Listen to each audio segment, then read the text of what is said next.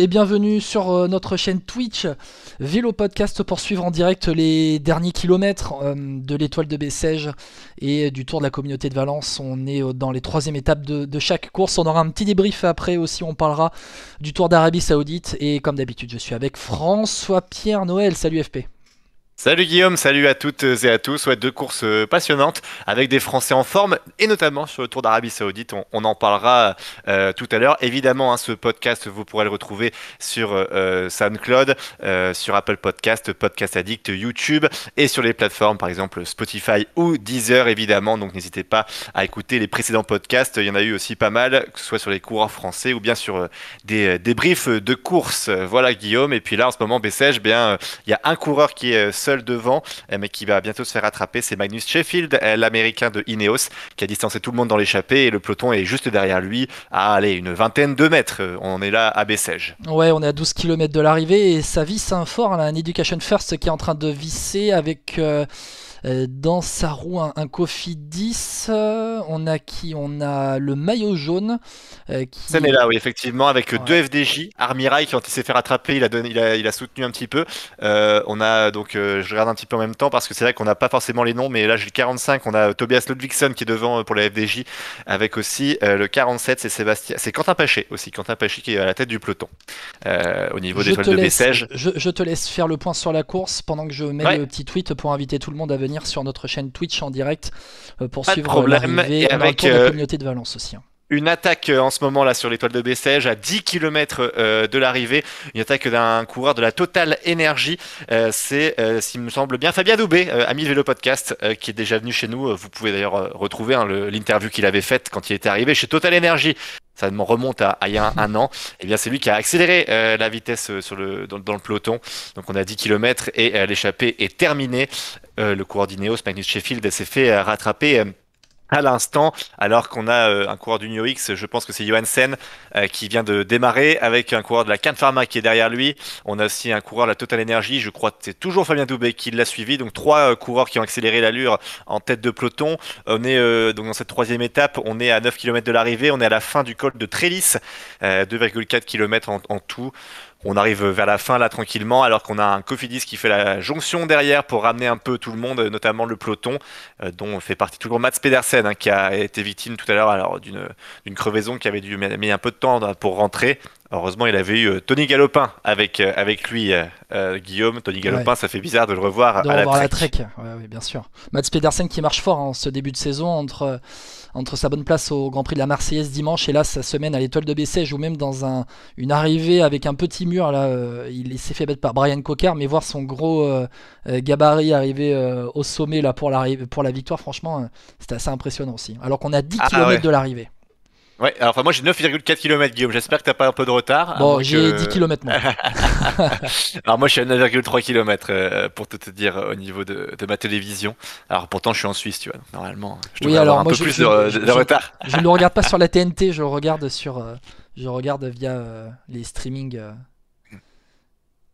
enfin le streaming pas, enfin je regarde via MyCanal tout simplement. Voilà. D'accord. Et alors que là, on a un petit groupe d'une vingtaine de coureurs qui est en tête. Alors, on va dire que c'est le mini peloton, ceux des résistants qui ont passé ce col de Trellis.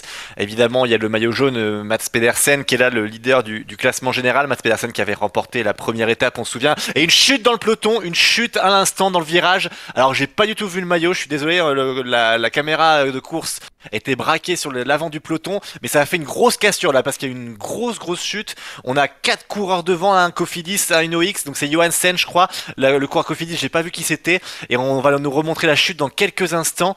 C'est un coureur de la Ineos qui est tombé. Alors, on voit pas d'ici qui ça peut être. Est-ce que ce serait pas du Filippo Ganna? Et on a aussi un coureur de la Can Pharma, Daniel Alejandro Mendez, qui a chuté aussi en même temps que le coureur d'Ineos. Le coureur d'Ineos, a priori, est reparti. Contrairement au coureur de la Kern Pharma, c'était un virage assez serré, mais c'est vrai qu'il y a un coureur de la Cofidis là, qui a accéléré l'allure en début de peloton. Donc voilà, a provoqué la faute. Et là, derrière, en fait, va falloir aussi reboucher le trou parce que ça commence à prendre un petit peu d'avance. Là, on a trois coureurs en tête, quatre maintenant, avec un groupe AMA FDJ aussi qui a rejoint cette allure. Est-ce que c'était encore Quentin Paché qui est toujours aux avant-postes? J'avoue qu'avec la caméra, c'est un peu difficile de voir les têtes. Et c'est Richard Carapace qui a chuté lourdement, hein. Richard Carapace, quand même, qui a chuté. Richard Carapace, là, qui se tient difficilement sur son vélo. Mais c'est vrai que c'est assez étrange cette chute, hein. C'est dans un virage, il a complètement glissé, mais pas vraiment dans le virage, en plein milieu de la route. Donc c'est un peu étrange, toi, Guillaume, d'expérience. Souvent, quand on chute, c'est soit parce qu'on est sur le côté, soit parce qu'on est trop près du bord. Mais au plein milieu de la route, c'est quand même assez rare. Bah oui, et alors comme j'ai un petit décalage, je vais pouvoir regarder la chute avec. Je vais y arriver hein, sur la chute, hein, tout simplement. T'as beaucoup de retard, dis donc. Mais ce que je vais faire, c'est que je vais tout simplement aller dans l'autre pièce et aller chercher le câble antenne et aller brancher sur la petite télé que j'ai face à moi. C'est assez bizarre. Il a dû chasser, peut-être glisser sur une plaque. Ouais, c'est Ouais. assez incompréhensible dans un virage qui est sur la droite là en descendant. Ouais, Alors, on sait qu'ils arrivent toujours très vite, hein, les coureurs, mais quand même, là, c'est quand même étrange, hein. ouais, ouais, c'est assez étrange, franchement. Alors, ce que je vais faire, c'est que je vais t'abandonner mon petit FP. Je vais aller chercher Ouais, tout pas de simplement problème, le petit câble à côté. C'est du direct, hein, on fait ça en même temps et je mets le petit bien tweet sûr. en même temps. Et alors, je vais continuer sur l'étoile de Bessèges. On parlera du Tour de la communauté de Valence tout à l'heure parce que il reste beaucoup plus de kilomètres. Mais donc, on est dans la descente du col de Trélis en ce moment sur la troisième étape de Bessèges qui arrive donc à Bessèges, c'est le cas de le dire. Et un Cofidis qui est devant. Alors, de premier abord, je pense que ça doit être du Benjamin Thomas qui est devant. Il y a un coureur, donc Johansen de la Uno X, et on a un Education First qui est juste derrière lui. Mais vu que c'est de la descente, c'est assez compliqué vu que la caméra bouge tout le temps. Et c'est bien Benjamin Thomas donc qui est en tête, je vous confirme. C'est le Radio Tour qui le dit là, c'est Alberto Bettiol de la FDJ de la FDJ, des Education First. L'ancien vainqueur du Tour des Flandres qui revient en forme cette saison, en ce début de saison. Et on a un coureur de la Groupama FDJ qui est aussi là à essayer d'y aller. Et Benjamin Thomas qui fait des petits signes à Johansen et Alberto Bettiol pour leur dire les gars, depuis tout à l'heure je suis dans la descente, je suis à fond. Ça serait sympa de prendre un relais quand même parce que faudrait pas qu'on se fasse rattraper. C'est vrai que c'est un joli coup qui a été fait par ces trois coureurs et notamment par l'investigateur Benjamin Thomas. Il faut se dire que Cofidis cette année est très très intéressant et toujours dans cette idée d'offensive qui est promue par Cédric Vasseur. Et on l'a vu hier avec la victoire de Brian Cocard. La Cofidis qui est en forme cette saison. On l'a vu aussi au Tour d'Arabie Saoudite. On y reviendra tout à l'heure avec la très belle place d'Alexis Renard, hein, la recrue, qui a été septième, si je dis pas de bêtises, lors de cette quatrième étape du Tour d'Arabie Saoudite. Et qui au général est placé 9e. C'était bien 7e, ouais, c'est ça. Non, c'est une étape dantesque. Et donc 4,8 km de l'arrivée ici à l'étoile de Bessèges. Et on a donc trois coureurs en tête. Uno X, c'est Johansen, Alberto Bettiol pour la Education First et Benjamin Thomas pour la Cofidis avec un coureur de la Groupe AMFDJ qui a, allez, 7 secondes, 10 secondes derrière, mais on ne sait pas qui c'est parce que c'est toujours en descente et la caméra bouge beaucoup. Guillaume. Va falloir que tu. Va falloir que tu tiennes encore un petit peu le direct. Ah, pas de problème. Je pourrais te faire un petit peu plus facilement l'arrivée du Tour de la communauté de Valence, mais juste là, le Parfait. temps que ça revienne dessus l'étoile de Bessèges. Alors que là, on a un gros plan sur le peloton, on n'a toujours pas d'écart précis pour l'instant, mais voilà, 4,2 km de l'arrivée, 3 coureurs en tête avec donc Benjamin Thomas. Alors on a un écart, pardon, maintenant, donc 10 secondes visiblement entre les poursuivants. Alors est-ce qu'il considère le poursuivant derrière de la FDJ comme lui? J'imagine que ça doit être le cas, donc en tout cas, il doit y avoir une vingtaine de secondes avec le peloton. Donc 3 coureurs en tête, je le rappelle, Alberto Bettiol de la Education First, Benjamin Thomas de la Cofidis et Johansen de la Uno X. Alors au sprint, c'est vrai que ça peut être compliqué. Alors là, on nous signale que le peloton est à 20 secondes, à 3,8 km de l'arrivée. Très belle opération de la part de ces trois coureurs. Alors au sprint, dit comme ça, s'il fallait que je fasse un pari, je suis pas très fort en pari, mais je dirais sinon que tu serais riche. Voilà, oui, c'est ça depuis longtemps. Mais Alberto Bettiol, c'est quand même le plus rapide au sprint quand on prend comme ça. Voilà. Mais Benjamin Thomas, je pense que voilà, c'est quelqu'un qui est Thomas au puissant. sprint quand même, voilà. Même si j'ai envie de te dire, alors c'est tout bête, hein, mais le petit de la Uno X, moi les Uno X ils me surprennent de course en course, donc je serais pas surpris qu'il soit. Voilà, qui fasse Annick. Attention parce que là, alors t'es à quoi, 3 bandes de l'arrivée là? Tout à fait. Une attaque de Benjamin. Alors moi j'ai Benjamin Thomas qui est parti, pardon, tout à fait. Une attaque de Benjamin Thomas, et attention parce que là Benjamin Thomas à 3 bornes de l'arrivée, il est en train de faire la différence, et derrière Bettiol et le gars de la Uno X sont en train de se regarder, et Benjamin Thomas, attention parce qu'il a fait le trou là. Ouais, effectivement, et comme un pistard, il a attaqué, hein. Vraiment, il est parti, il a perdu 5-6 mètres derrière, il a pris l'inspiration et au début de la montée, on aurait dit qu'il avait bien fait les repérages, il a commencé à accélérer et il a pris de la vitesse. Très intéressante cette attaque, pourtant, il faut le dire, hein, sur l'attaque qu'il fait, Johansen avait accéléré l'allure, donc c'est vraiment qu'il a des grandes jambes, Benjamin Thomas, mais là, vu comment il est parti, il a quoi, alors, il a déjà presque une centaine de mètres Ah, une d'avance, bonne centaine de Guillaume. mètres là, il a 2 bornes 6 de l'arrivée et franchement vu comment il est parti, il a l'air d'avoir de meilleures jambes que les autres. Benjamin Thomas et il a l'air d'avoir fait le trou et derrière le gars Léunoïx est en train de sucer la roue d'Alberto Bettiol. Et attention parce que ça y est, Bettiol s'est fait surprendre à la sortie du rond-point et Ouais. Johansen est en train de faire le trou mais il y a il y a une petite centaine de mètres là, Bettiol a du mal à suivre, hein. Et très bel exercice là pour Benjamin Thomas. En revanche, Johansen en train de bien revenir Oh, effectivement. Il a l'air en forme. l'image est Albert... magnifique, c'est du 1 contre 1 contre 1. Là, franchement, c'est chacun pour soi, c'est magnifique à 2 bornes de l'arrivée. Ouais, et Alberto Bettiol qui me semble avoir les jambes un petit peu courtes. Alors on dit ça souvent comme ça, mais s'il rattrape tout le monde, est-ce qu'au sprint c'est quand même pas le plus rapide? Bettiol là, il bouge beaucoup, hein, quand même. C'est vrai qu'il a l'air, il va rattraper Johansen visiblement, mais au niveau du haut du corps, ça bouge beaucoup. Johansen c'est pas mal, et Benjamin Thomas en face à 1,9 km de l'arrivée. C'est position pistard. Je roule, j'appuie fort sur les pédales. Johansen est On sent repris. il a beaucoup plus gros bras qui Benjamin Thomas que le reste. Ouais, Alors Johansen attention. repris par Bettiol, attention, et Benjamin Thomas qui file là, franchement, Benjamin Thomas, on voit pas comment il pourrait être repris parce que depuis son attaque à 3 bornes de l'arrivée, très franchement, il file tout droit, il a fait le trou, derrière à 2 et puis à 1 contre 1, ils ont pas réussi à faire le trou. Benjamin Thomas qui se dirige vers une magnifique victoire et la deuxième victoire en 2 jours pour les Cofidis après la victoire de Brian Cocard hier. Ouais, attention, 1,5 km de l'arrivée, hein. Comme on dit, on va pas se précipiter sur cette victoire parce que on sait jamais, hein, il pourrait coincer. Mais là, Benjamin Thomas, il est vraiment très bien parti. Il nous fait penser au Benjamin Thomas d'il y a quelques années quand même, hein, quand il partait seul comme ça au dernier kilomètre. Ouais, c'est vrai, là on sent qu'il est là, puis il a cette envie, hein. On sent qu'il y a quelque chose qui anime la Cofidis cette saison. Alors pour l'instant, effectivement, ce n'est que des courses Conti, mais on verra sur les courses World Tour. En tout cas, voilà, vu le plateau aujourd'hui, c'est quand même pas mal de la part de Benjamin Thomas, mais on voit que c'est le plus dur. Là, on voit que ça commence à être difficile dans les jambes. L'acide lactique, ça doit piquer dans les cuisses, mais 800 mètres et il est bien parti, Guillaume. Ah, il est bien parti, il a fait le trou. Franchement, Benjamin Thomas sera pas repris, il va filer vers la... Attention. Victoire, attention, oui, je sais. Pour cette victoire d'étape à Bessèges, le lieu mythique de cette étoile de Bessèges, Tour du Gard, 3e étape.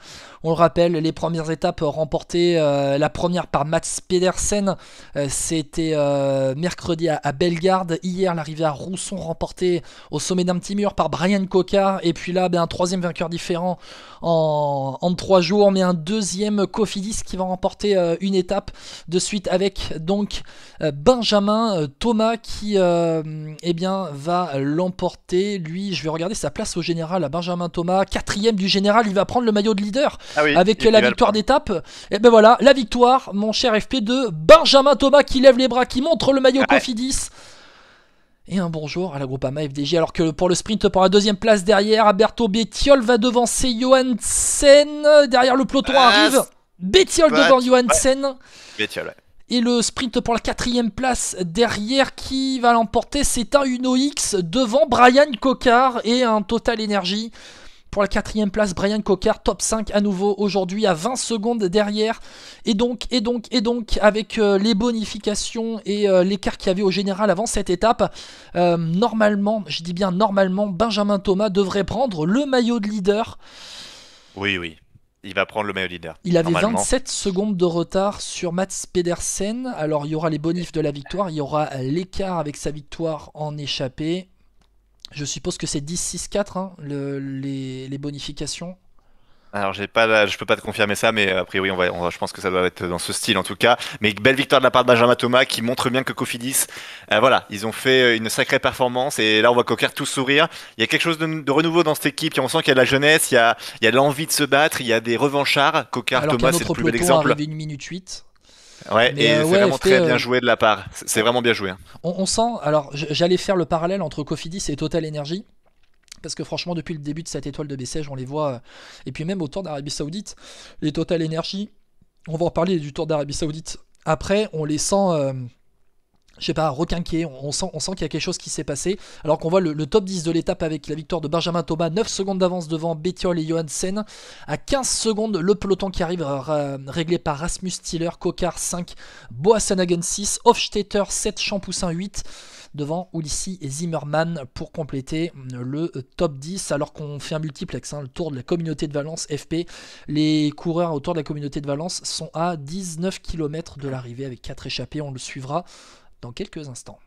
Effectivement, avec plus que 3 échappés dans le Tour de la Communauté de Valence, même bientôt plus que 2, Ouais. 18 km 2 de l'arrivée, et donc on a 2 coureurs qui sont en train de lâcher justement dans l'échappée, un coureur de la Bahreïn, un coureur de la FDJ. FP, c'est du direct, t'étais à combien de l'arrivée dans le Tour de la Communauté de Valence? À 18,1. J'ai à 18,5, ok. Donc en tout cas voilà, c'est en train de partir de ce côté-là. Alors par contre, j'ai pas encore les dossards au niveau de la Communauté de Valence. On va les avoir dans quelques secondes. Chez la Bahreïn, c'est Jan Tratnik visiblement qui est devant avec un coureur de la FDJ, et Tratnik est en train justement de lâcher le dernier coureur qui lui tenait tête. C'est un FDJ. Alors vu d'ici, qu'est-ce que Alors ça peut être? dis-moi le dossard, je vais te Ah non, donner. moi j'ai les dossards aussi, mais je cherche le dossard de la FDJ, je le vois pas pour l'instant de là où je suis. Visiblement, c'est le numéro 6, ce serait Attila Valter. Ah, Attila Valter, ça, c'est pour oui, Justin, ça. c'est Attila Valter, si je dis pas de bêtises, qui était avec Jan Tratnik et qui est en train de décrocher. Oui, c'est ça, c'est Attila Valter, je confirme. C'est bien lui. Et Tratnik qui s'envole à 18 km de l'arrivée. 2 minutes d'avance sur le peloton pour le moment. Voilà, l'arrivée, cette arrivée, Torrent. si, c'est. Non. Ouais. Attends, Antenas, c'est Del Magmo. C'est une arrivée au À sommet, l'antenne évidemment. d'El Magmo, ouais, ça va être Ouais. pour les costauds encore une explication. En attendant que ça se fasse là, dans les différents, voilà, au niveau de du tour de la Communauté de Valence, FP, juste un petit retour sur l'arrivée de l'étoile de Bessèges. Très rapidement, on Oui, fera un petit débrief après. Ça s'est décanté dans la bosse avant Bessèges, tout simplement. Une boucle autour de Bessèges. Et il y a eu justement comment dire, ça a attaqué de partout, ça a flingué de partout. Et puis Benjamin Thomas, à 3 bornes de l'arrivée, a porté les stockades décisives. oui, alors au-delà de cette attaque décisive qui était très intéressante parce qu'on sent qu'il y a eu du repérage quand même, parce qu'il s'écarte à un moment donné, il se met derrière, il perd exprès 4-5 mètres, et d'un coup il se met à accélérer et il passe devant, et avec l'inspiration c'était impossible de le suivre. Euh, L'aspiration. L'aspiration, pardon, tout à fait. L'inspiration, Oui. c'est ce que Mais tu me mais donnes chaque jour. il a eu l'inspiration de le faire. Non, non, c'est vrai, l'aspiration, tu as raison. Mais au-delà de ça, c'est surtout l'attaque en haut du col de Trélisse, où il est fait la descente à fond. Alors effectivement, ça provoque une chute, notamment de Richard Carapaz, mais il fait cette descente à fond et il provoque cette chute, on va dire. Enfin, il provoque cette cassure du peloton. Ouais. Après, il est rejoint par Alberto Bettiol et par Johansen. Mais voilà, c'est vraiment ce côté de victoire. Il a été la chercher. Il n'y a même pas ce côté vraiment. Il a été au sprint, il a suivi. Où tu vois, quand tu es dans une échappée, parfois tu suis. Alors effectivement, t'as suivi, t'as roulé, ok, mais là il a vraiment été acteur de la course et de la fin de course, et c'est là où je trouve c'est super intéressant pour Cofidis, qui fait vraiment un début de saison canon. Est-ce qu'il a été acteur de sa vie? Ah oui, bah acteur de la course en tout cas, mais acteur de la vie c'est sûr, et c'est une belle revanche quand même pour Benjamin Thomas, tout comme Brian Cocard, parce que Benjamin Thomas à FDJ, c'était pas une franche réussite. Ouais. Cocard pareil pour BNB, et voilà, les voir Alors, aujourd'hui à un niveau auquel on les attend depuis des années en fait. il faut aussi expliquer que Benjamin Thomas, ces derniers temps, ça a été mis dans l'optique de préparer les JO de Tokyo. Voilà, maintenant il est à 100% pour la route, en tout cas pour cette saison. Benjamin Thomas, multiple champion de France du contre-la-montre, il est à 100% pour la route en ce début de saison, et on voit dans ses qualités qu'il est capable aussi de grimper un petit peu. C'est-à-dire que ça n'a pas été tout plat pour qu'il remporte l'étape, et franchement c'est un grand plaisir de le voir à l'avant, quoi. Effectivement. Alors que nos amis du groupe Eto révèlent en tout cas, nous expliquent que ça faisait 5 ans qu'il n'avait pas gagné Benjamin Thomas. Dernière victoire, c'était au Tour de Wallonie en 2017. Nos amis du groupe Eto, c'est toujours très intéressant quand on peut pas voir la course, au Oui, moins on peut avoir les informations exactement. sur Twitter et c'est toujours sympa. Alors que sur le Tour de la Communauté de Valence, toujours 2 minutes 08 d'avance pour Jan Tratnik devant le peloton. T'es à combien Il reste d'arrivée là, dis-moi? 16 km 900 de Eh ben, l'arrivée. je fais pareil que toi. Ça y est, j'ai rattrapé mon retard. 16 Parfait. km 900, Yann Tratnik seul en tête. Voilà, il va y avoir une petite redescente après. Et ça va être assez intéressant de voir ce que ça va donner, l'explication pour revenir autour de la communauté de Valence. Donc on fera un petit débrief de l'étoile de Bessèges après. On va suivre l'arrivée du tour de la communauté de Valence. Remco Evenepoel en démonstration depuis le début de la course. Oui, oui, bah sur la première étape, il en Il a a mystifié tout le imposé monde. et voilà. Et puis hier, Jacobsen a fait un sprint monstrueux. Il avait, allez, deux, trois vélos d'écart avec les deux troisièmes. Il y avait vraiment un monde d'écart, tout simplement. Non, ce qui était intéressant, moi, Remco Evenepoel, c'est qu'il s'est pas affolé au moment où il y a eu les attaques lors de la première étape, Ouais. avec une accélération d'Henrik Mas, notamment pour Valverde. Mais il s'était pas affolé. Il savait qu'il était le plus fort. Il a attaqué au bon moment. Voilà, franchement, c'était une victoire en patron, très mature. Après, Remco Evenepoel, c'est toujours pareil.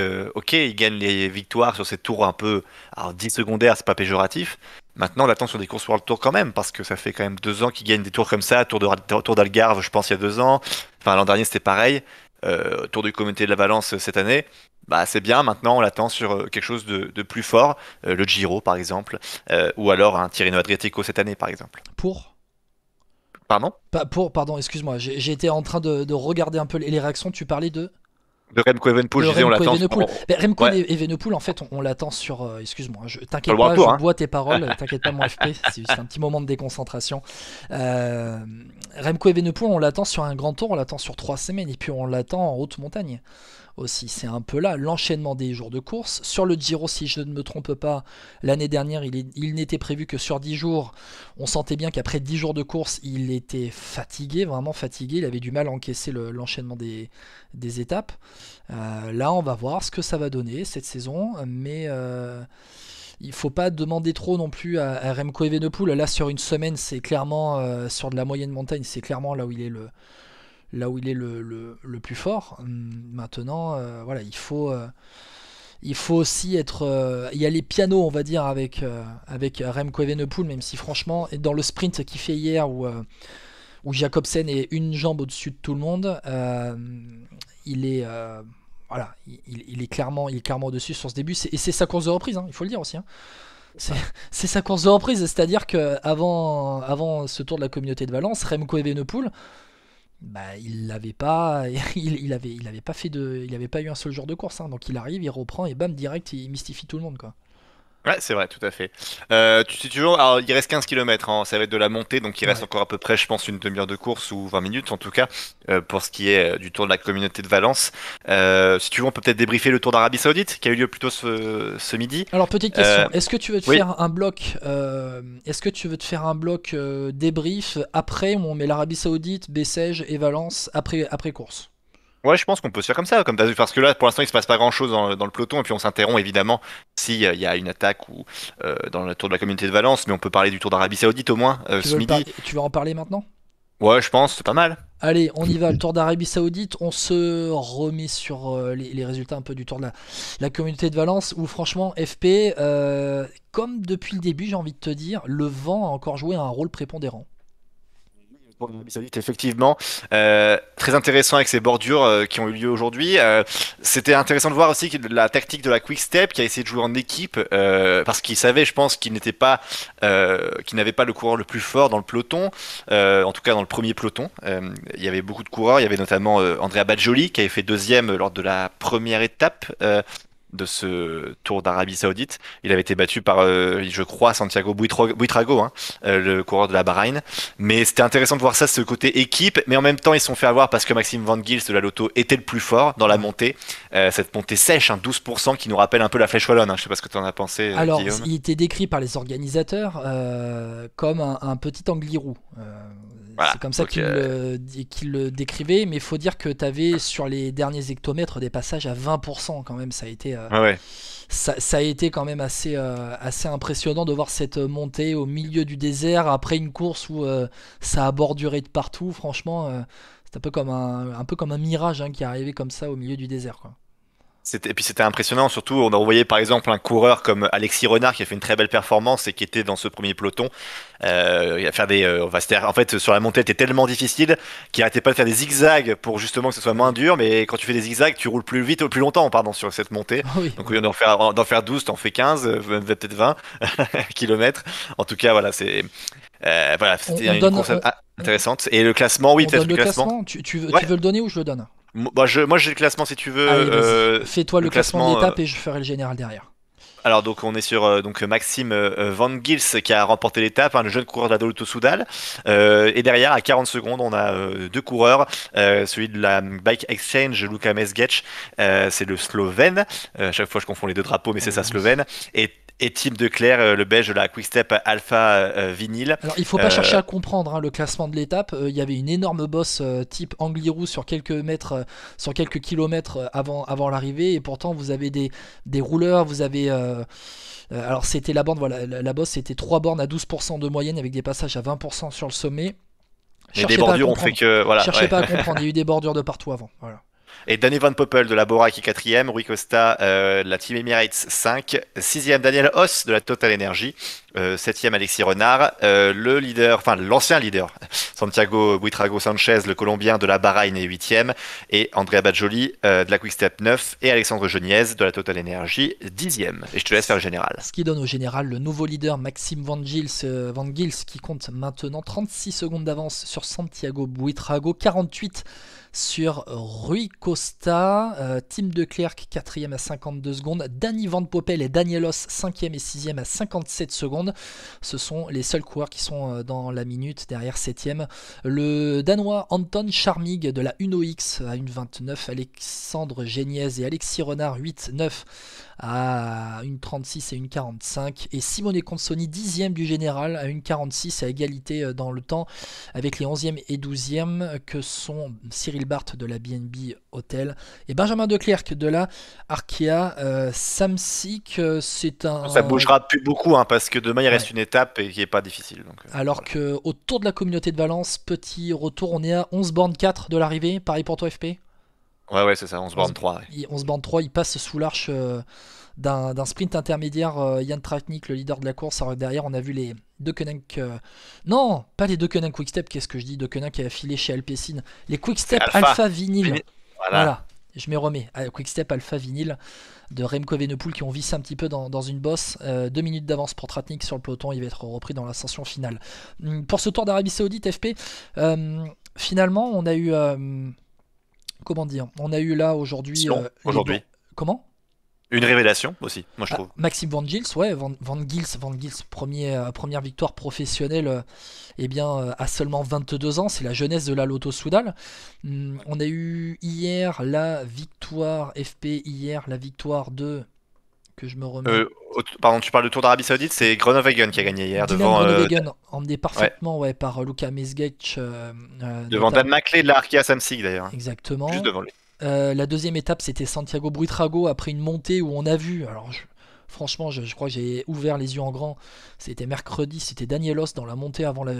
Je sais pas ce qu'ils ont bouffé Total Energy cet hiver, franchement. Mais bon, c'est assez impressionnant. Et la première étape remportée par Caleb Ewan. Le petit bilan là après 4 jours de course, c'est à la veille de l'arrivée au Tour d'Arabie Saoudite. C'est ce samedi, hein, l'arrivée du Tour d'Arabie Saoudite. Les Lotto Soudal, on a l'impression qu'ils ont les dents qui rayent le parquet pour se maintenir en World Tour quand même. On a l'impression qu'il y a un peu ce même système avec Cofidis aussi là-dessus, mais la Lotto Soudal, c'est vrai qu'il se donne à fond, il y a ces révélations et je pense que c'est la stratégie, c'est les résultats de la stratégie mis en place par l'équipe il y a maintenant 2 ans avec les jeunes coureurs belges qui s'affirment de plus en plus parce que c'est des coureurs qui roulent depuis 2 ans dans cette équipe, hein, qui sont arrivés très jeunes et il faut un peu de temps pour assimiler le World Tour. Alors on a eu des contre-exemples avec Bernal et Pogacar, mais tous les coureurs ne sont pas comme ça et je pense que des Brett Van Moer, des Florian Vermeersch qu'on a vu deuxième à Paris-Roubaix en octobre et par exemple Van Gils là c'était donc là aujourd'hui sur le Tour d'Arabie Saoudite, c'est le résultat d'une politique de Lotto Soudal qui est super intéressante je trouve et qui porte ses fruits maintenant en fait. Oui, après c'est voilà, je ne dis pas que c'est risqué, mais oui, c'est toujours un peu risqué quand tu fais ça. Mais la Lotto Soudal, c'est une équipe qui forme, hein, qui forme depuis des années. Mais moi, j'ai l'impression que c'est une équipe quand même qui a été déclassée quand même dans le rang, dans le cyclisme mondial au fur et à mesure des années quand même. Mais c'est une Heureusement, équipe ils qui ont a quand même Caleb Caleb Ewan. Ewan. Voilà, c'est ça, il y a quand même Caleb Ewan qui est très en forme, on l'a vu, Ouais, mais ils n'ont que, Groenewegen chez la Bike ah, Exchange franchement, ils n'ont aussi, que voilà. Caleb Ewan dans l'effectif pratiquement aujourd'hui. Et après, t'es pas à l'abri qu'un Philippe Gilbert sur une grosse course peut faire une performance. Tu n'es pas à l'abri qu'un Vermeersch peut refaire un gros coup sur Paris-Roubaix. Encore une fois, tout dépend. Si cette année c'est l'année de la révélation pour plein de jeunes coureurs, bah, c'est gagnant. En revanche, comme tu dis, c'est que si ces jeunes coureurs-là n'arrivent pas à performer dans le temps cette saison, là, ce sera plus compliqué. Mais pour l'instant, sur ce qu'on voit depuis le début de saison, le pari est gagnant. Exactement, alors qu'on a passé, on est bientôt à 9 bornes de l'arrivée autour de la communauté de Valence, toujours 2 minutes d'avance pour Environ Yann, 1,56, ouais, ouais, effectivement. 1,56 pour Yann Tratnik. Attila Valter qui est toujours un peu derrière là, pas dire en chasse-patate, mais un Un petit petit peu. peu, Il oui. a 10 secondes, alors voilà, les écarts, 10 secondes de retard pour Attila Valter. Derrière, à 34 secondes, tu as Sven-Erik Bikström et Fernando Barcelo de la Cara Rural. Et à 1 minute, tu as Lars Vandenberg, Valentin Paré-Peintre, Dimitri Claes et Dani Navarro. Et le peloton qui est à maintenant donc 1,55 selon le pointage GPS qu'on a. Il y a eu le sprint intermédiaire tout à l'heure, Tratnik qui est passé en tête devant Valter et Barcelo, avec la montée finale vers l'antenne de Maigmo, Antenas del Maigmo si je le fais en espagnol. Ça va être assez costaud. Est-ce qu'on a le profil de la dernière montée? Je vais aller le chercher, je te laisse combler entre temps, je vais chercher le profil de la dernière montée. Ouais, pour reparler du tour de la communauté de Valence, là où on a une petite vue sur le peloton avec Remco Evenepoel qui est suivi de très près par Alejandro Valverde. C'est vrai que ça va être une montée test quand même pour Remco Evenepoel parce qu'elle est plus longue que Joli celle tombé. de la première étape. Et je crois qu'il y a même du pavé ou en tout cas Il y a du, du gravel, voilà. du Il gravel, y a du du gravel. gravel. La dernière montée, c'est 10 bornes à 7% et demi de moyenne. Donc là, on y est. Dans les 10 dernières bornes, on a 8 bornes 7 de l'arrivée.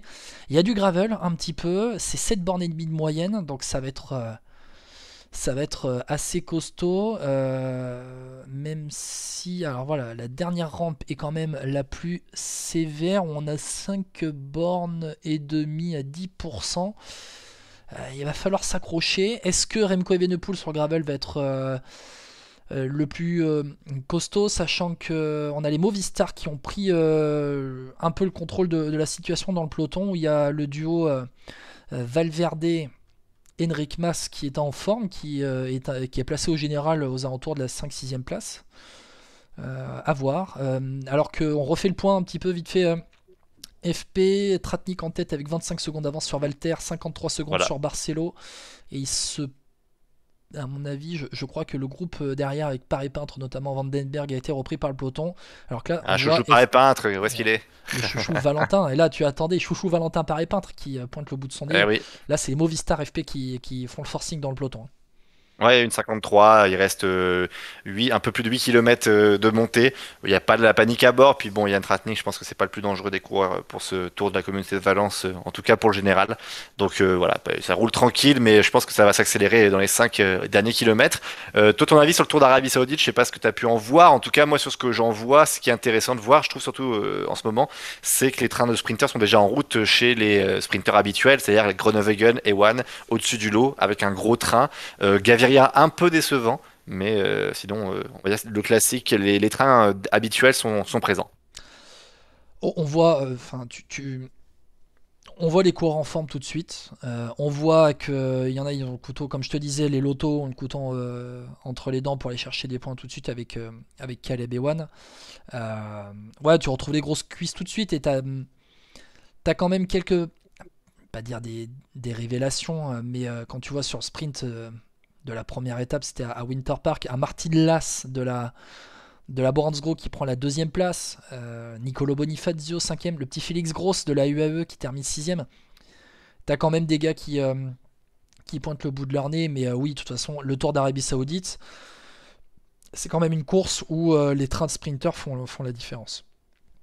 Ça, c'est sûr et certain, ce sont des arrivées Ah, plutôt larges, donc bon. Après, c'est là aussi où on voit les équipes en forme. Et alors, on avait entendu Marc Madio, notamment dans le journal de l'équipe, demander à son équipe d'être investigateur des courses, enfin en tout cas d'être à fond dans les courses, d'être offensif. Et pour l'instant, bah, c'est pas l'impression qu'elle nous donne, même dans des courses qu'on peut voir en ce moment avec la communauté de Valence. Alors là, on voit avec Attila Valter, mais on voit à Bessèges, on a vu même à la Marseillaise. Je trouve qu'il manque quelque chose à la FDJ cette année. Je sais pas ce que c'est, mais il manque, alors, je vais pas dire une âme, mais on a l'impression qu'il n'y a pas encore ce palier de franchi où voilà, on arrive à la mettre au fond, tout simplement, comme Cofidis le fait, comme Total Energy le montre. Même la BNB, je trouve, pointe le bout de son nez de temps en temps. Alors, t'as une Euh, différence aussi FP, c'est que les gros leaders de la groupe AMFDJ sont pas encore sur la route. T'as certes Ouais, du Thibaut Pinot qui est ouais. là, mais bon, voilà, Thibaut Pinot reprend petit à petit aussi. David Gaudu, Stephen Kung, Arnaud Desmar ne sont pas encore sur la route côté Groupama FDJ. Et on sait quand Oui, même oui, tout à fait. Hmm. que ça marche par groupe, que David Gaudu a son groupe pour l'accompagner sur les courses. Donc David Gaudu n'étant pas là, le groupe de David Gaudu n'est pas Ouais, encore présent sur la route. Pareil pour le groupe qui accompagne Arnaud Desmar. Donc je c'est vrai. pense que pour la Groupama FDJ, il faut être un peu patient, que ça va venir dans le courant du mois de février, voire même au mois de mars avec Paris-Nice, Tirreno qui vont arriver. Voilà, ça, je pense que la Groupama FDJ, contrairement, la Groupama FDJ, c'est une équipe du top 10 mondial. La Cofidis et la Total Energy, ce sont des équipes qui se battent pour rester ou pour monter en World Tour. Là, il y a toute la différence. C'est que ce sont sur ces courses-là que la Cofidis et la Total Energy doivent prendre des points. Alors que la Groupama FDJ peuvent prendre des points ailleurs. Enfin, en fait, je parlais de la FDJ en plus qui est même pas sur le Tour d'Arabie Saoudite, mais moi c'est dans l'impression globale Oui, non, mais depuis le dans la début de pression saison. globale avec l'étoile de Voilà, Bessèges aussi, voilà, c'est parce ça qu'on les a pas exactement. vus à l'avance sur l'étoile de Bessèges. Voilà, Non, mais c'est ça, ça aussi. Mais je te comprends dans ce que tu dis. il y a un peu ce côté-là. Après, en tout cas, voilà, pour terminer, tu es sur le Tour d'Arabie Saoudite parce que effectivement, il n'y a pas toutes les équipes non plus qui sont présentes. On voit encore une fois un collectif Quickstep très fort. On voit des coureurs chez Total Energy comme Daniel Hoss aujourd'hui qui ont l'air vraiment investis dans cette équipe et qui ont insufflé quelque chose. Je pense notamment à Mathias Burgodeau hier Alors, sur Bessèges. Alors, je fais le lien parce que Mathieu Burgodeau, est-ce que Mathieu, tu pardon, veux Mathieu, ouais. parler de sa déclat en disant Voilà, par rapport au exactement. matériel, le vélo Voilà, tout de suite il a dit que il y avait eu un changement dans cette équipe, que l'arrivée de Peter Sagan ça leur a fait beaucoup de bien. Il parle du changement de vélo, il parle aussi d'un changement de mentalité et je trouve ça très intéressant. Et pour moi, un Daniel Hoss quand il arrive chez Total Energy, on peut se dire bon bah c'est le gars, il va venir, il va rouler, mais tu sais il va pas forcément faire de résultats, il va juste être là en soutien de Peter Sagan et quand il sera pas là, bah tu sais il va se mettre dans le peloton au Ouais. chaud. Et bah c'est tout le contraire et je trouve ça super intéressant pour cette équipe parce qu'elle va avoir une mentalité un peu étrangère qui arrive dans cette équipe très enfin, très française en tout cas. Ouais. Et voilà, je trouve ça intéressant et on le voit avec ce résultat de Daniel Hoss sur le Tour d'Arabie Saoudite qui est sixième aujourd'hui dans une étape très difficile où je veux dire quand il y a des bordures comme ça, on peut vite lâcher, dire bon bah, c'est bon, allez, je rentre, j'arrive Et puis à surtout, on 12 l'a vu à minutes, l'avant je quand suis ça tranquille. grimpait.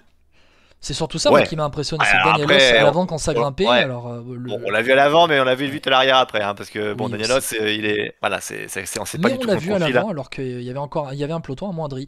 FP, on a à moins de 6 bornes de l'arrivée maintenant sur le Tour de la Communauté de Valence. On le rappelle, on est dans un multiplex où on a suivi l'étoile de Bessèges et le Tour de la Communauté de Valence avec eh bien aussi on a fait le débrief du Tour d'Arabie Saoudite. On a suivi en direct l'arrivée et la victoire de Benjamin Thomas sur la troisième étape de l'étoile de Bessèges. Et là, on est à 5 bornes et demie de l'arrivée sur le Tour de la Communauté de Valence. On rentre dans les rampes les plus compliquées avec une route qui s'est largement rétrécie à 5 bornes et demie de l'arrivée.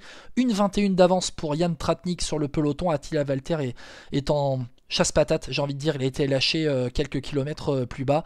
Et là, vraiment, ça va être l'explication entre les grands favoris qui va arriver. Et Yann Tratnik qui fait une très belle étape parce que il était à 2 minutes il y a encore 10 bornes.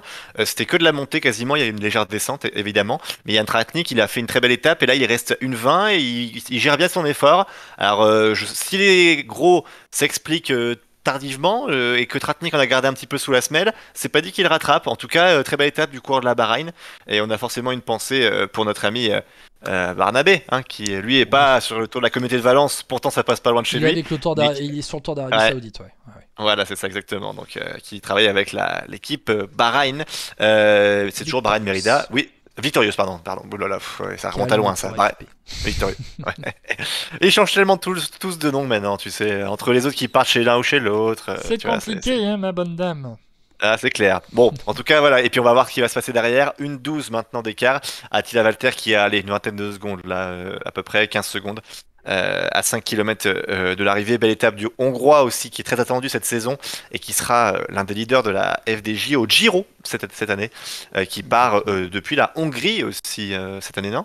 Le Giro qui part depuis l'Hongrie. Je me suis fait la réflexion hier d'ailleurs. Tu as le Tour de France qui part de Copenhague, du Danemark. Tu as le Tour d'Espagne qui part des Pays-Bas, de Utrecht, il me semble. Et tu as le Tour d'Italie qui part de Hongrie, de Budapest. Donc les trois grands tours ne partent pas de leur pays cette année. Parce que j'ai vu tout simplement le Tour d'Espagne sur comment dire, avec le contre-la-montre final à la veille de l'arrivée à Madrid, qui se déroule justement à Alicante, la veille de l'arrivée, là-bas dans la région de Valence, tout simplement, où sont actuellement les coureurs pour le Tour de la Communauté de Valence.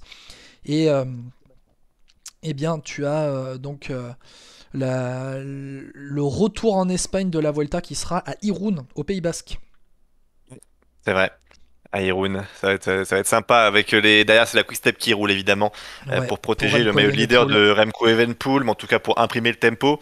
On a pas Alors, mal de coureurs de la Bahreïn aussi qui sont devant. Il y a les exactement. coureurs d'Astana et on a T'as aussi, je pense, j'ai Movistar. cru voir Alexander Vlasov de loin là, je crois, de la Bora maintenant. Ah, exactement, faut Euh, faire attention. Vlasov est ouais, bien à la Bora. Juste très vite fait, FP, le point sur le classement général avant cette montée finale. Je me remets dessus. Voilà, avec donc Remco Evenepoel qui compte 19 secondes d'avance sur Alexander Vlasov, 37 sur le jeune espagnol Carlos Rodriguez de la Ineos et 42 secondes sur un petit peloton avec Luis Leon Sanchez de la Bahreïn, Mathieu Valverde de la Movistar, Fuglsang de la Israel Première Tech et Antoine Tolok de la Trek, qui est désormais à la Trek maintenant, Antoine Tolok à 48 secondes, Matej Mohoric de la Bahreïn et Juan Ayuso 10e du général à 1,14 à égalité avec Pavel Sivakov et Mikel Honoré. Une minute d'avance pour ouais, Tratnik voilà, sur le peloton à c'est 4 ça. bandes 7 de l'arrivée. Exactement, et Katia Valter que l'on voit à l'écran actuellement et qui gère bien son effort lui aussi, qui fera une belle étape. Je pense qu'il va remonter au classement général également. Mais Attila Valter aussi qui veut montrer, je pense qu'il a les épaules pour être en tout cas un coureur important à la Groupama FDJ. On se rappelle l'an passé, il avait fait une très belle saison pour sa première année. Il avait porté d'ailleurs le maillot rose, le maillot rouge, pardon. C'était à la Volta si je dis pas de bêtises. Oui, J'allais Valter dire au Giro. 45e à Voilà, 3,26. voilà. C'était au Volta, hein, ou c'est le maillot rose du Giro? Il Je me confonds. semble que c'est le C'est. maillot. Bah, je vais te le dire je vais te le dire, hein, Vas-y, mais je vas-y. crois que c'est le Parce que maillot rose. Ah, c'est le maillot rose, hein, ouais, c'est ça, Je c'est le maillot crois, je rose. suis pas sûr. Je vais te le dire tout de suite. Ça, c'est le maillot rose Ouais, c'est ça, Oui, si, exactement. c'est le maillot Il rose. a gardé le Ouais, maillot rose pendant 3 étapes. Voilà. exactement, voilà, c'est ça. Et ouais, Attila Valter, très bon jeune coureur. Et on a 14e l'impression, du Giro l'année dernière au et final. d'ailleurs, on a l'impression de voir Michael Storer aussi, Ouais. Alors que là, l'Australien. attention, dans le peloton, une attaque à 4 bandes 7 de l'arrivée, c'est Alejandro Ouais, Valverde. ouais, le papy qui a dit il va partir, 4,7 km de l'arrivée. Et personne ne le suit, hein. Attention, ouais, attention à Remco Evenepoel, hein, parce qu'il faut peut-être pas se faire avoir par Valverde qui connaît bien ses routes, évidemment, et je pense qu'il est peut-être revanchard du début de ce tour de la communauté de Valence, où s'il avait peut-être pas les jambes pour suivre Remco Evenepoel, et là Et il va essayer d'aller le contrairement chercher. Et FP, contrairement à la première étape, ce n'est pas un col avec des grandes routes larges. Là, c'est une montée, vraiment une pure montée espagnole, avec eh bien, on va dire du goudron, un peu des plaques de goudron posées. En tout cas, c'est une montée goudronnée, mais des routes très courtes, alors que derrière, c'est un nuageux qui suit derrière. Et je Ça, non? pense du Juan Ayuso, peut-être. Ouais, c'est Ryan Ayuso, je pense, qui est derrière, qui roule. Alors que là, on revient sur Jan Tratnik, qui, je pense, a dû entendre dans l'oreillette que c'est attaqué derrière lui. Ouais, ça va Et donc, qui revenir. a remis une couche. Il a 1 minute 7 d'avance, hein, 1 minute 4. Ça perd pas tant de temps que ça, quand même, sur cette attaque de Valverde. Il a été prévenu, donc il en a remis une couche. Par contre, bon, il grimace beaucoup, hein, il tire la langue, Oui, bien évidemment. sûr. Mais voilà, c'est une très belle course, Jan Tratnik, qui est pas, on va dire, un petit genou. Donc, il sait comment gérer ce genre d'étape. Mais très intéressant de la part de Jan Tratnik, même si là, on voit, il se met beaucoup en danseuse et ça commence à être un peu plus compliqué pour Ah, le c'est un coureur de gabarit la plutôt Bahreïn lourd, hein. C'est Victorious. un bon grimpeur, c'est un bon rouleur, Yann Tratnik. C'est aussi un bon grimpeur, mais bon, sur des gabarits comme. Enfin, sur une montée comme tu l'as, avec des passages à plus de 10%, franchement, c'est 10% de moyenne, hein, donc tu as forcément des plus de 10% dans ces derniers kilomètres. Là, il a 4 bornes 7 de l'arrivée. Et derrière, Attila Valter qui est toujours en poursuite, lui va se faire avaler bientôt par Alejandro Valverde qui a été repris derrière Alejandro Valverde. Alors, Maurice, euh, je pense qu'il doit derrière lui, avec Juan Ayuso. Ouais, je crois que pour moi, ça doit être ces trois coureurs-là. est-ce que tu es sûr Avec que c'est Carlos. Mohoric, c'est pas du Luis Leon Sanchez? Parce Ah que oui, c'est peut-être Luis. Mohoric n'a pas Oui, le oui, oui, maillot de t'as raison. Luis champion. Leon Sanchez. Oui, t'as Ouais. raison. Luis Leon Sanchez, c'est lui. Et Evenepoel, qui est pas si bien que ça, hein. Il est à l'arrière là du peloton maillot jaune. Il est derrière Carlos Rodriguez de la Ineos. Et on a Et aussi il va au Ayuso qui est train. là. Ah, il y Il va au va au train, train. T'as mais Rodriguez, t'as Fuglsang, t'as Enric Mas ouais. qui est derrière aussi en milieu de groupe. C'est Valverde qui emmène le groupe. Ah oui, Ayuso, tranquillement, il se met debout pour refermer le maillot. 4 bandes 7 de l'arrivée. Toujours 57 secondes d'avance pour Tratnik sur le groupe. Ça temporise un petit peu. Et entre les deux, t'as toujours Attila Valter qui est intercalé. Attila Valter, alors visiblement, c'est 30 secondes de retard, d'avance pardon, pour Yann Tratnik Oui. sur le peloton. Il a perdu 30 secondes assez vite, alors que là, C'est on par a Juan rapport aux Ayuso motos aussi. Juan Ayuso qui accélère à nouveau. Là, il accélère au train, il se met pas debout, et c'est Alejandro Valverde qui essaye C'est de le suivi, ouais. suivre. Ouais, et Juan Ayuso, on sent qu'il connaît bien ce coin-là aussi, hein. On sent que c'est comme Benjamin Thomas, ça a été un peu préparé, il sait où accélérer, il sait où est-ce qu'il faut peut-être ralentir et calmer le jeu. Attention, une C'est mini plutôt bien cassure joué. là entre Rodriguez et Lucian Sanchez. Mais Evenpool il est en train de suivre et il suit Alexander Vlasov. Enfin, il lui colle au train, Remco Evenpool. Il y a Fuglsang aussi qui est là, on Je voit. suis pas sûr que ça soit Euh, Vlasov qui suit, c'est peut-être plus Fulsang. Je crois que c'est ah, c'est le Fuglsang, gars de la ouais. Israël qui suit là. Ouais. Ah oui, ouais, maudit maillot qui se ressemblent tous maintenant. Mais Attila Valter qui va être repris hein, par le peloton Ouais. maillot jaune. Voilà. Il est repris à 3 bornes et demie de l'arrivée seulement. Il aura fait une belle étape à Tila Valter. L'avant-dernier est rescapé et Balcon de Alicante. Le balcon des Alicante, c'était pas une arrivée de la Vuelta il y a pas longtemps, ou peut-être l'année dernière direct. Le balcon d'Alicante, ça me dit quelque chose. Je vais aller chercher ça, je vais te le dire. Mais à 3 bornes 3 de l'arrivée, En oh le vacances lacet, là-bas. t'as vu un petit peu cette montée là, les Ouais. images qu'on a, le retour, c'est comme un serpent qui se Qui se mord la dessine queue. dans la montagne, qui se mord la queue là dans l'arrivée des lacets dans une montagne remplie pas de sapins mais de pins. C'est assez joli à regarder et le public qui est au rendez-vous au bord de la route avec Valverde qui emmène derrière. Ouais, maintenant il y a à peine 15 secondes, 10 secondes là, entre. Ouais, il y a une quinzaine de secondes là entre Tratnik et le groupe derrière. C'est Valverde qui l'emmène à 3 bornes de C'est l'arrivée 3 pour km là. Yann Tratnik. 3 bornes Ouais, il y a 2 Tratnik peut-être. qui souffre, qui souffre. On voit que là, les braquets, ils sont de plus en plus petits, certes, mais en tout cas, il est en train d'être en danseuse. C'est très compliqué pour lui. Là, il appuie gauche-droite, c'est assez difficile. Il avance plus beaucoup et il va être vite rattrapé par les leaders qui sont juste derrière lui. Maintenant, avec Alejandro Valverde, avec Fuglsang qui a l'air pas mal en ce moment. On a aussi Enric Mas qui est là. Les leaders, hein, ils sont tous là. Il n'y a pas de, pour Je l'instant, l'ai pas de trouvé le coureur balcon piégé, hein. d'Alicante l'année dernière, septième étape de la Vuelta. Je me disais bien que ça. Remporté par qui? Mikel Storer, victoire de Ah, Mikel voilà. Storer devant Verona et Sivakov. C'était une échappée qui était arrivée et c'était bien au balcon d'Alicante. Parce qu'on tout simplement, à 3 bornes et demie de l'arrivée, Tratnik a tourné à gauche et on a vu le panneau balcon d'Alicante. Balcon d'Alicante. Avec le peloton maillot jaune qui réduit un peu l'allure là, ça se regarde un petit peu Ouais. Est-ce que ça avec va attaquer FP, tu Evenpool. penses?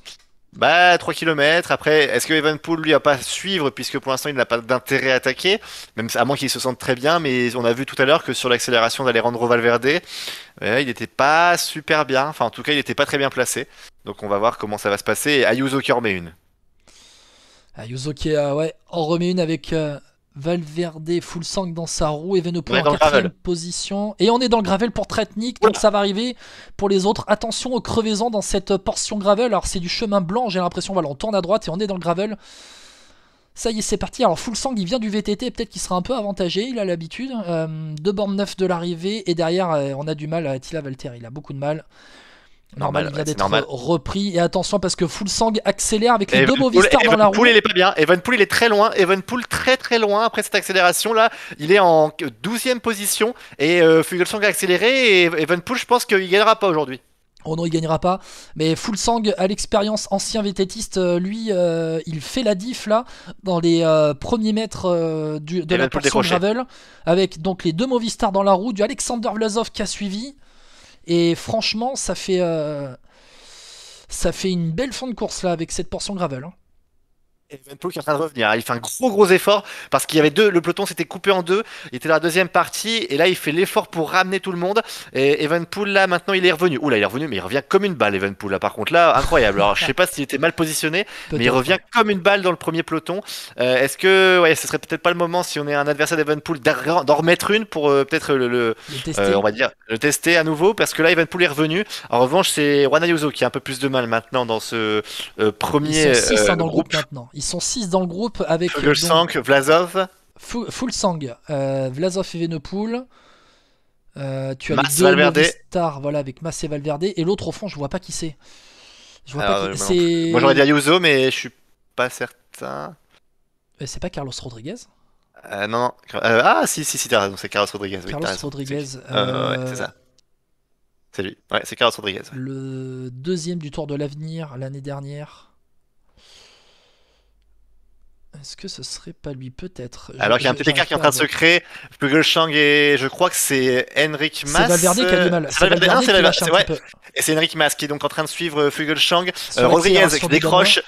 Il décroche avec Ayuso. Rodriguez, ils ont craqué tous. Avec un coureur de la Bahreïn, bah, c'est Tratnik, je crois, qui vient de décrocher aussi. Oula, Euh, Evenepoel. ouais. Là, Tranquille. Evenpool qui est en train.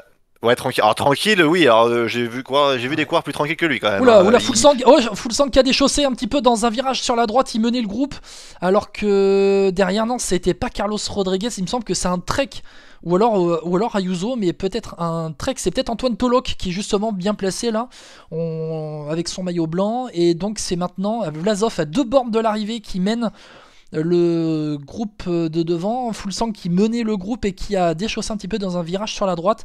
2 bornes de l'arrivée pour les coureurs de tête. Ils sont 1, 2, 3, 4, 5, 6, 7, 8 maintenant. Je pense que Luis Leon Sanchez est revenu. À l'accélération, les fesses sur la selle de Vlasov, maintenant le coureur de la Bora.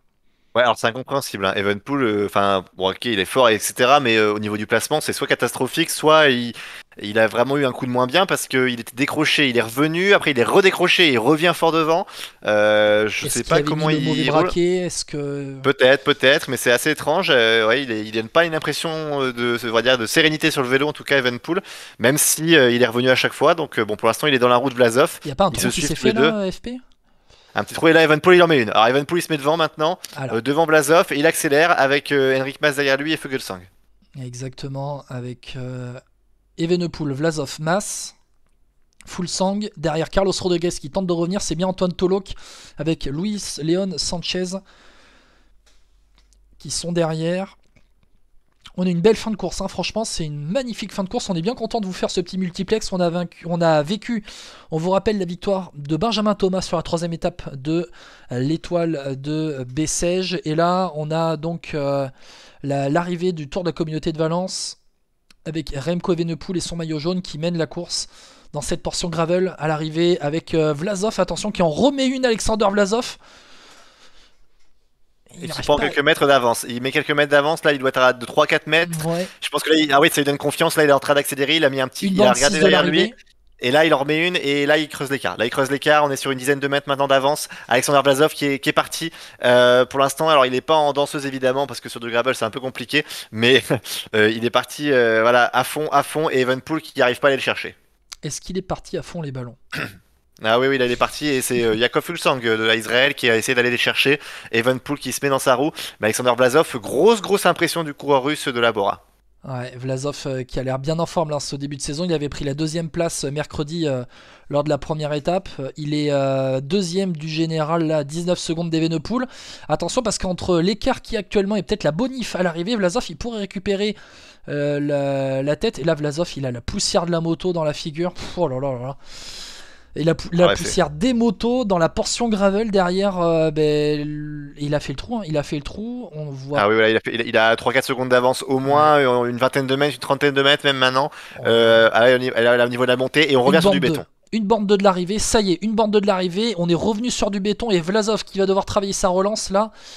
Et derrière, il y 10 a secondes, une 10 petite secondes de retard, dizaine 10 de, secondes, une 10 petite secondes. dizaine de secondes, hein. J'ai C'est compté, Evenepoel 10 qui mène secondes. le groupe. Ouais. Ouais, 10 secondes de retard, je viens de compter, à la Cyril Guimard, hein. Pareil, j'ai Bien compté joué. sur la portion. Et Et Evenepoel, Evenpool qui gère un groupe de 4, ouais. ça Un y est, groupe ils de sont 4 passés sous avec la flamme rouge avec du. Fuglsang, Mas. Et Exactement. après, j'ai pas le dernier par contre. Fulsang Mas, c'est peut-être Antoine Tolok. Et derrière, tu as un duo, Luis Sanchez Valverde, qui ont été. Le duo a été décramponné dans les derniers hectomètres de cette portion gravel. Et attention, Evenepoel qui fait la Ouais, il essaie de différence là. revenir.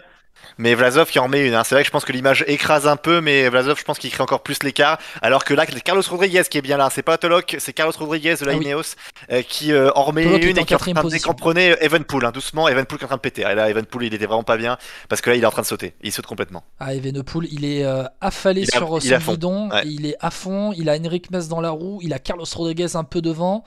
Fulsang et ouais, oui, c'était pas Tolok, t'as raison. C'est avec le maillot blanc de meilleur jeune.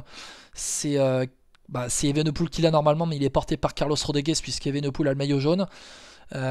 C'est Carlos Rodriguez qui fait la différence, alors qu'on voit derrière là le chantier avec à la sortie de la portion gravel, les coureurs sont affalés sur leur bécane. C'est impressionnant. Et là, Alexander Vlasov dans le dernier kilomètre qui s'envole vers la victoire et peut-être vers la prise de position, la prise de comment dire, la prise de la Bastille, la prise de leader, de position de leader du classement général.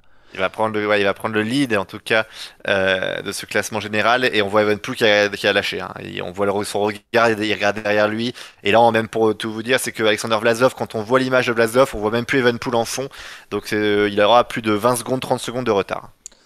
Ouais. Alexander Vlasov, là, il se remet en danseuse. On est à 4 heures de course tout pile. Et là, on voit Carlos Rodriguez qui est en fond. Ah, il reviendra pas le jeune espagnol. Ça dépend s'il craque à nouveau, parce que là ça monte, c'est vraiment des grosses montées. Mais Vlasov là il est bien. On sent que même sur le braquet là c'est très très intéressant. Ça roule tranquille, c'est pas ça voilà. Et Carlos Rodriguez derrière il est pas aussi bien. Alors que là Evenepoel qui tente de se remettre un petit peu, il est en danseuse avec derrière lui Fuglsang. Mais Evenepoel là c'est pas du tout le même rythme. Hein. Quand on compare Vlasov et Evenepoel, et là on voit le virage là il le prend totalement à l'extérieur, alors que Vlasov a passé le panneau des 300 mètres. On dirait Alexis Renard-Smedy au Tour d'Arabie Saoudite. C'est ça, exactement. Vlasov, il vole. Là, franchement, il vole vers la victoire dans des portions à plus de 10%. Je dis qu'il vole parce qu'il a pas mal d'avance, mais franchement, grosse performance du Russe qui était à la relance aussi à la Bora. Ça y est, Fuglsang qui lâche Evenepoel. Hein. Et Evenepoel se fait rattraper par tout le monde, et notamment par Valverde et Sanchez. Il a sauté complètement parce que là il décroche. Là il décroche. Ah oui. Mais je l'avais dit tout à l'heure, je l'avais dit ça. Il est à la rupture complètement. Evenepoel, il va perdre le maillot jaune de leader. Et ça y est, c'est maintenant les 300 mètres de l'arrivée pour Vlasov. J'avais vu un 3, mais en fait c'était un 5. Je vais devoir aller chez l'opticien, mon petit chez l'ophtalmo FP, parce que là j'avais mal vu le chiffre. Mais 300 mètres de l'arrivée pour Vlasov. Après plus de 4 heures de course, une dernière montée avec une portion gravel. Les 5-6 derniers bornes à 10% de moyenne. Et Vlasov qui s'envole vers la victoire, et qui va s'enfiler la victoire. Et peut-être peut-être pas une boisson. S'enfiler le maillot jaune de leader de Evenepoel. Exactement. 150 bornes de l'arrivée, le dernier virage. Oh, t'as vu comme ça grimpe? Ouais, ça c'est dur, hein. C'est vraiment très dur, mais Vlasov qui aura fait une très belle course et c'est mérité. En tout cas, cette victoire du coureur russe. Mais Evenepoel, je pense qu'il a pas bien géré sa montée, parce que s'il était décroché à un moment donné, il aurait peut-être dû laisser partir et revenir après, parce que vu l'effort qu'il a fait par 2 fois, je pense qu'il a perdu beaucoup d'énergie à vouloir revenir sur la partie gravel. Ouais, il va gagner en expérience au fur et à mesure des années, alors que là, ça y est, 50 mètres de l'arrivée pour Vlasov. La magnifique victoire d'Alexander Vlasov qui aura fait la différence. À la fin de la portion gravel, il lève les bras, et la victoire du Russe Alexander Vlasov après 4 heures de course, 38 km/h de moyenne, et une dernière montée terrible. Le Russe va s'imposer et prendre le maillot de leader, et derrière c'est le jeune Espagnol Carlos Rodriguez, 3ème déjà mercredi lors de la première étape, qui prend la 2ème place de cette étape. La 3ème place va être prise par Enric Mas. Alors que Valverde, ils ont fait un beau retour là, parce que Sanchez et Valverde, ils sont juste à 30 secondes là, et ils ont bien géré leur montée, mais ça c'est l'expérience évidemment, deux papis comme ça. Sanchez et Valverde, 6 Fuglsang, 7 Antoine Tolok, et Evenepoel qui n'est toujours pas là après 38 secondes, il est là. 40 secondes de retard. 40 secondes pour Evenepoel qui a vraiment complètement sauté, et je pense que s'il gère aussi bien, tu vois, que Valverde ou Sanchez, il peut être à moins de 20 secondes. Alors je dis pas, il me semble. Alors il peut-être qu'il gardait pas le maillot, mais en tout cas il aurait moins perdu que là aujourd'hui. Mais voilà, c'est très bien joué de la part de Alexander Vlasov, et très très belle victoire en tout cas du coureur de la Bora, qui va récupérer le maillot de leader, c'est certain maintenant. Et bien voilà, la victoire, on l'a suivi en direct dans ce live Twitch en même temps. L'arrivée après l'étoile de Bessèges, le Tour de la communauté de Valence, une magnifique arrivée. Alors on peut le dire, au balcon de Alicante, c'était à une autre portion du balcon de Alicante, c'était à l'antenne de Magmo, et la victoire du Russe Alexander Vlasov, sa première victoire sous le maillot de la Bora, lui qui a rejoint l'équipe allemande cet hiver. Alexander Vlasov, on va regarder depuis quand il n'avait pas gagné, je vais te le dire tout de suite, et je vais plonger dans les statistiques. Et On va pouvoir parler évidemment de ce tour de la communauté de Valence, même si on en a dit déjà beaucoup pendant ce direct. Et on reviendra évidemment sur la victoire de Benjamin Thomas sur l'étoile de Bessèges dans quelques instants. Benjamin Thomas qui a pris aussi le maillot de leader sur l'étoile de Bessèges pour la Cofidis. Il est devant Alberto Bettiol à 7 secondes. On en parle dans quelques instants. Guillaume, juste un mot pour cette étape. J'ai la stat pour Vlasov si tu veux. Vas-y. Alors vas-y. Sa dernière victoire, c'était le contre-la-montre du championnat de Russie l'année dernière, mais sinon en course en ligne, c'était le 15 août 2020, après le restart, après la pandémie. Il avait gagné eh bien, le Giro d'Emilia, ouais c'est ça, le Giro dell'Emilia le 18 août, et il avait gagné quelques jours plus tôt le Mont Ventoux Dénivelé Challenge. En tout cas, sur cette étape, Guillaume, une belle étape, franchement, avec belle dernière montée finale et cette partie en gravel, mais Evenepoel qui paye son inexpérience en fait, et qui perd son meilleur leader au profit d'Alexander Vlasov, qui lui aura bien géré de bout en bout cette course. Oui, Evenepoel qui a, je ne dis pas voulu imposer le tempo, mais en tout cas, il y a eu la volonté aussi des autres de tester tout simplement. Là, ce n'était pas un grand col roulant où Evenepoel pouvait mettre du braquet. Là, c'était vraiment les montées sèches à l'espagnol comme on le connaît bien, avec des gros pourcentages. Et là, les capacités de rouleur d'Evenepoel, de gros rouleurs, se sont retournées contre lui. C'est pas le grimpeur c'est pas le coureur le plus maigre, hein. Remco Evenepoel très costaud, on le sait, et là dans ces portions 1m71, 61 kg pour Remco Evenepoel, voilà, ça a été bien compliqué pour lui de gérer la fin de la portion gravel et ensuite les pratiquement 2 derniers kilomètres après la portion gravel pour aller jusqu'à l'arrivée avec des gros pourcentages à plus de 10%, et derrière il a vu tout le monde le passer. Il termine dans le top 10, certes à la fin du top 10. Il perd le maillot jaune, mais derrière, ça a été la confirmation de ceux qui étaient à l'avant lors de la première étape également, avec la révélation, en tout cas la confirmation que Carlos Rodriguez, peut-être sur les courses espagnoles comme ça, va prendre le lead à la Ineos, puisque derrière on n'a pas de Sivakov, on n'a pas de Tao Gegenhardt, c'est bien Carlos Rodriguez qui est à l'avant. C'est vrai. Alors après, Rodriguez qui avait l'air très en forme déjà depuis le début de ce tour de la communauté de Valence. Oui. Mais moi, je retiens aussi la forme des papis, quoi, que Valverde avec Fuglsang, qui ont vraiment bien géré leur montée. Fuglsang qu'on n'avait pas vu à ce niveau depuis un petit moment. Faut bien le dire que l'an passé, on était très déçus de sa part. Qui avait remporté l'Estradé en 2020. Mais en tout cas, voilà. Peut-être 2019 même. Je crois que c'est l'année 2019, ça la première loin. partie de saison où Okay. il vole, il caresse les pédales avec Julien Alaphilippe et le gros duel en première partie de saison. Voilà, c'est ça. En tout cas, voilà, c'était intéressant de voir ça. Et puis après, côté, alors juste pour s'y intéresser côté français, on a eu une belle étape de Attila Valter, le Hongrois de la FDJ, qui était dans l'échappée du jour et qui a été rattrapé à environ 4 ou 5 km de l'arrivée. Belle étape de la part de la Groupama FDJ. Guillaume, je pense qu'on a un peu tout dit sur ce tour de la communauté de Valence, non? Parce que c'est vrai qu'on en a parlé dans le direct aussi, donc évidemment. Exactement, je me remets sur les stats de...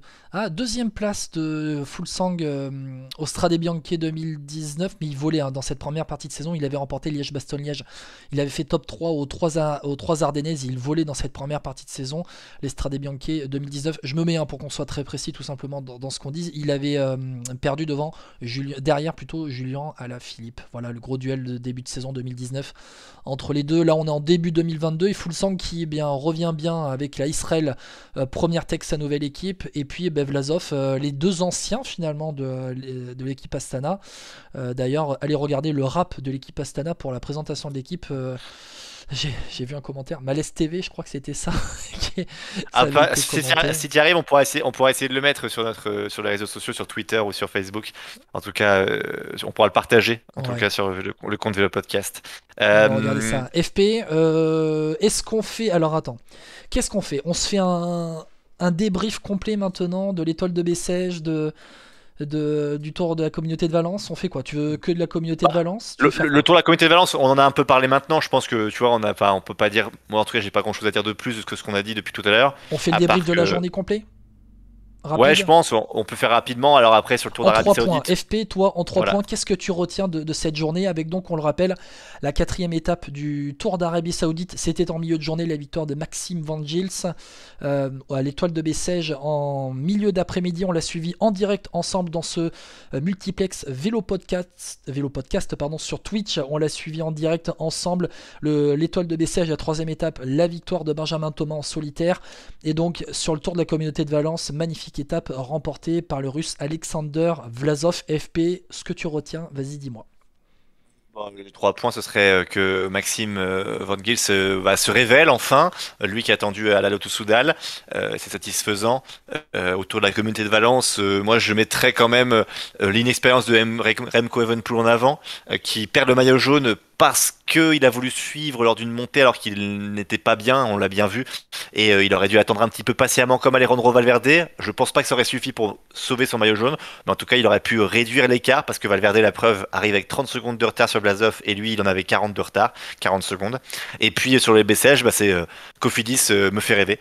Non, mais en tout cas Cofidis qui est dans la continuité de ce qu'il faisait l'an passé, et là cette fois-ci il score beaucoup plus avec la victoire de Cocaria qui était très très impressionnante, et Benjamin Thomas aujourd'hui on va dire en chasse victoire, en chasse patate, je sais pas si ça se dit, mais en tout cas voilà, Benjamin Thomas qui était très très fort Chasseur de aujourd'hui. Et victoire. toi? Tout simplement, Lotto Soudal, Cofidis, même combat pour le Tour d'Arabie Saoudite et l'étoile de Bessèges. On en a parlé. Ce sont des équipes qui sont en quête de points pour eh bien, rester dans le World Tour. Ils ont les dents qui rayent le parquet. Et puis au Tour de la Communauté de Valence, les cracks qui sont déjà à l'avant. On a du Vlasov, on a du Enric Mas, on a du Alejandro Valverde, du Jacob Fuglsang. Et puis la révélation Carlos Rodriguez aussi, c'est peut-être un troisième point. Carlos Rodriguez de la Ineos qui confirme un petit peu, lui le deuxième du Tour de l'Avenir l'année dernière, Carlos Rodriguez, et qui confirme tous les espoirs aussi avec le pari aussi sur les jeunes à la Ineos. Et ce jeune crack qui est finalement passé lui aussi pratiquement des juniors aux grands, aux élites, même en passant par la caisse Tour de l'Avenir chez les espoirs. Carlos Rodriguez qui moi m'impressionne. FP, est-ce que tu veux donner le top 10? On l'a pas donné le top 10 complet de l'étape et du classement général donc autour de la communauté de Valence. Est-ce que tu l'as sous les yeux? Pas ça sous les yeux, là, j'ai pas ça sous les yeux. Est-ce Allez, que tu l'as toi? je Moi vais je l'ai te le pas, hein. donner, le top 10 de l'étape du Tour de la Communauté de Valence, troisième étape entre Alicante et l'antenne de Ah, je l'ai, Mike c'est bon. Mo avec... Allez, tu veux donner l'étape, je te donne le général derrière. Si tu veux, allez, de toute façon, ça va pas changer grand-chose, mais Vlasov qui est premier avec 14 secondes d'avance sur Carlos Rodriguez de la Ineos, Enric Mas de la Movistar troisième, et derrière lui on aura Pello Bilbao par exemple, Valverde à 30 secondes, sixième Jacob Fuglsang à 32 secondes, et c'est Giulio Ciccone, la Trek, qui est Ah, septième à c'était 35 Chicone. secondes, Ouais. et Remco Evenepoel huitième à 41 secondes, même temps pour Luis Leon Sanchez, et David de la Cruz est 10e à 50 secondes. Oui, on avait dit Antoine Tolok parce qu'on se fiait tout simplement au classement général et au classement de la première étape. Au classement général, alors là je n'en ai que 3 Dis-moi pour si tu veux. l'instant, c'est Vlasov. Moi, j'ai Alors, 10. Vlasov, Evenepoel, Rodriguez, les et 3 pareil. premiers. Ah, et après, j'ai Enric Mas 4e à 50 secondes, Valverde 5e à 1,02, Fuglsang à 1,05 6e, Luis Leon Sanchez 7e à 1,14 et Ciccone Ah, ben je l'ai à aussi. 2 Ouais. minutes 8e, Sivakov 9e à 2 minutes 05 et David de la Cruz de Astana à 2,28 10e. Voilà. On va regarder très rapidement le profil de la quatrième étape qui arrive ce samedi à Torrevieja. Bon, ça sera pour les sprinters à Torrevieja, le plateau de sprinters qui va pouvoir se faire plaisir. Et dimanche, la dernière étape à Valence aussi pour Oh non. les sprinters C'est pas chrono, notamment. non, c'est un sprinter, pardon, oui, oui, Voilà. je dis chrono, non, mais c'est un sprinter, un sprint, ouais. C'est un sprint. Les deux dernières étapes vont normalement se dérouler au sprint. Ils vont pouvoir s'expliquer. Donc, il y a un gros plateau de sprinters aussi autour de la communauté de Valence, avec du Elia Viviani qui a fait une place hier derrière Jacobsen lors de la deuxième étape. Donc là, normalement, Alexander Vlasov a assuré FP sa victoire finale dans ce tour de la communauté de Valence. Vlasov qui a besoin de se remettre en confiance aussi après une fin d'aventure à la Astana un petit peu compliquée. Il a 25 ans, Vlasov seulement, il va avoir 26 ans au mois d'avril. Je remets les dernières courses de Vlasov chez Astana. Il avait abandonné la Vuelta l'année dernière.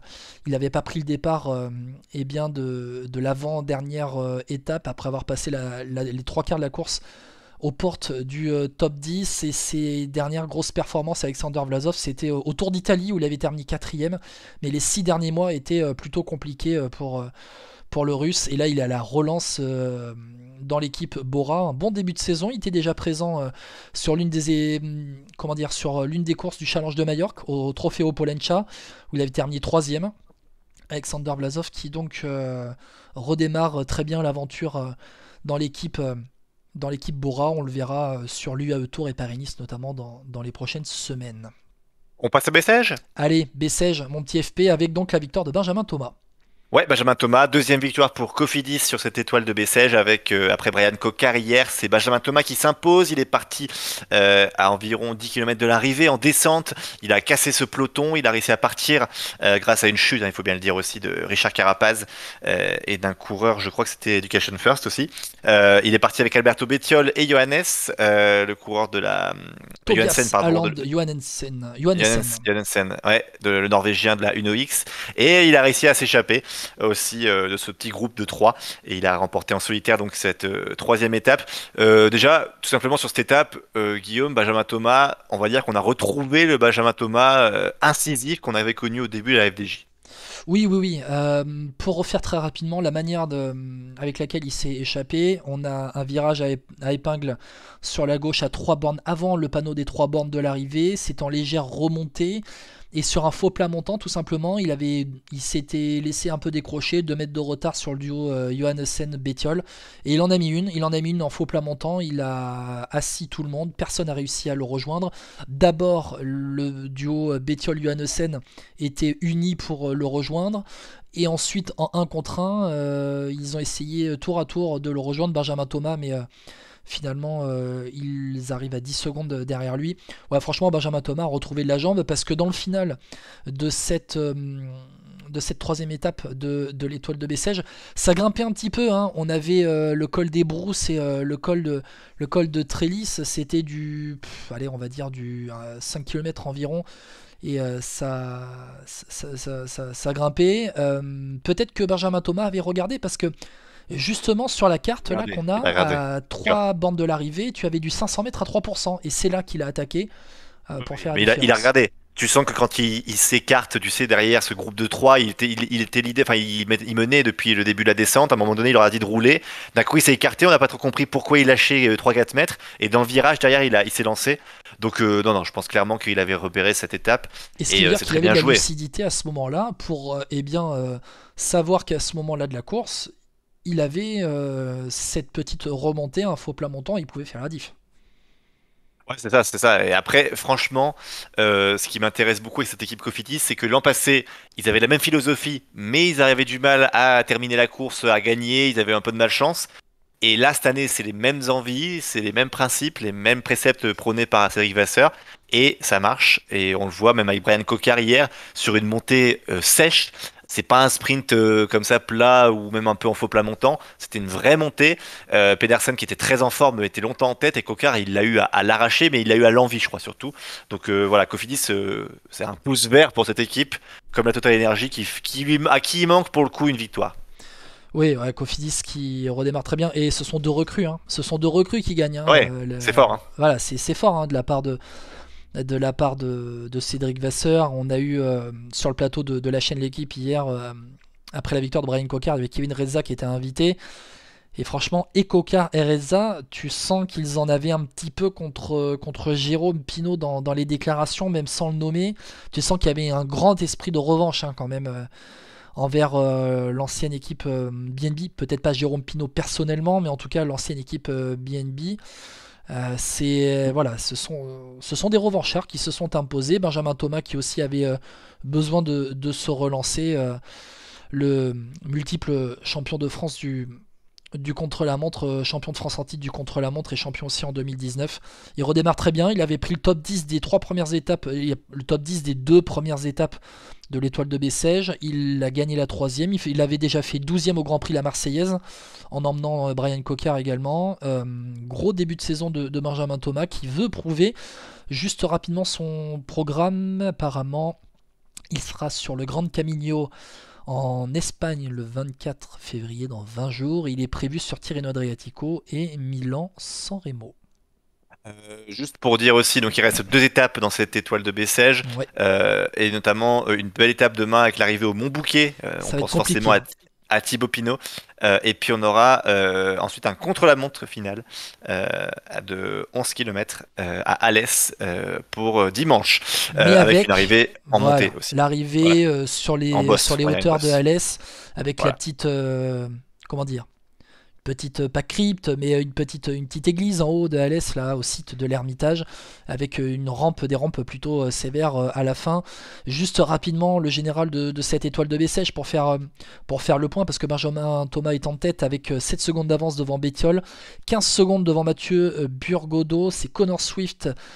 Oui, c'est ça. Connor Swift et Edvald Boassenhagen qui sont derrière à 30 secondes. Pierre Latour, 6ème. Attention, il est bien placé. Pierre Latour entre la montée de demain samedi et le contre-la-montre de dimanche. Il s'est bien placé, Pierre Latour, pour remporter cette étoile de Bessèges. Et derrière, tu as un petit groupe là à moins d'une minute avec Johannessen, Skuins et Kokar à 45 secondes. Mats Pedersen 10ème à 51 secondes. Et le dernier dans la minute, c'est Diego Ulissi à 59 secondes. Ouais, très bien de la part de Cofidis en tout cas, et c'est super intéressant pour la Total Energy. Pas mal aussi Champoussin, j'attends de voir aussi ce qu'il peut donner. Il a fini 8ème aujourd'hui.